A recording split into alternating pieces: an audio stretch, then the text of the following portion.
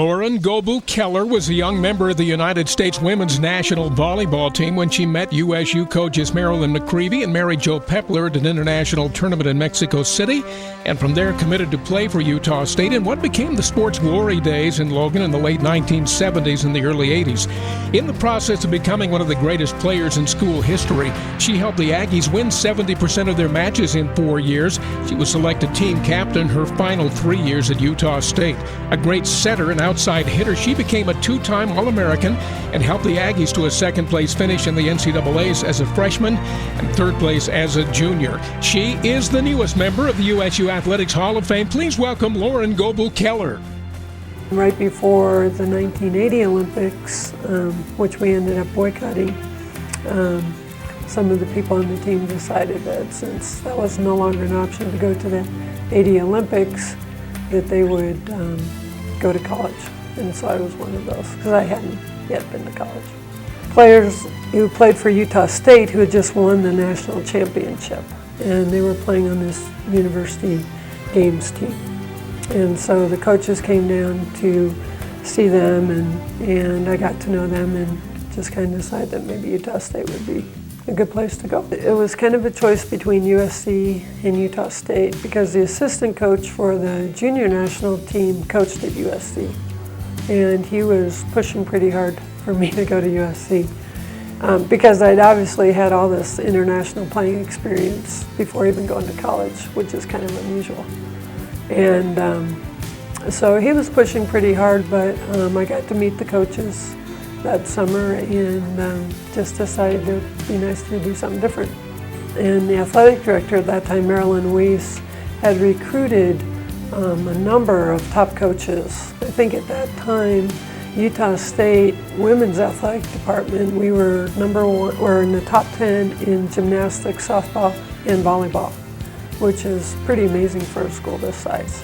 So the school had developed kind of a reputation of being a strong school that supported athletics, you know, both the athletic department and the students and everything. And the coaches were very different than the coaches I had on the national team, on the junior national team. The coaches here were very much about trying to fit personalities together to play and then become a strong team.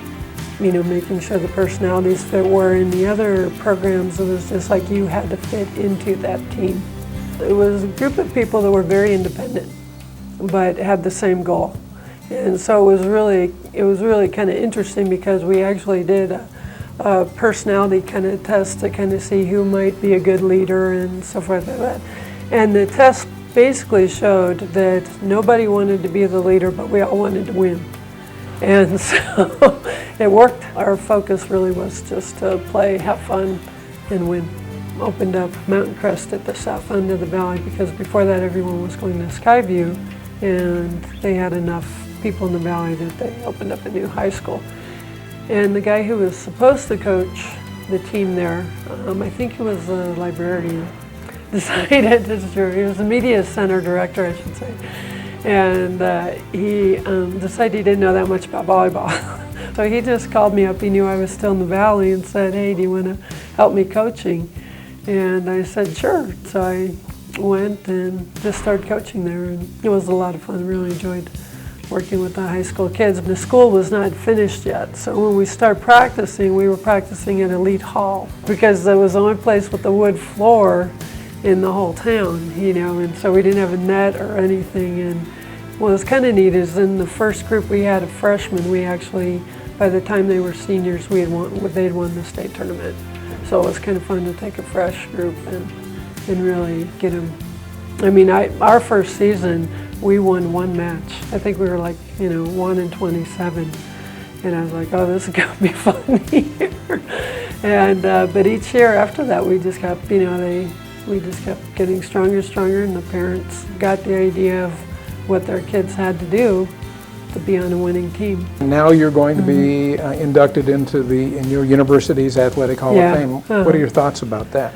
It's a really nice honor because there have been some strong teams, in all aspects, and really strong athletes in softball, gymnastics, football. So, USU has a really strong athletic program, basketball, both the women and men's particularly, and so, to be a part of that group is really quite an honor.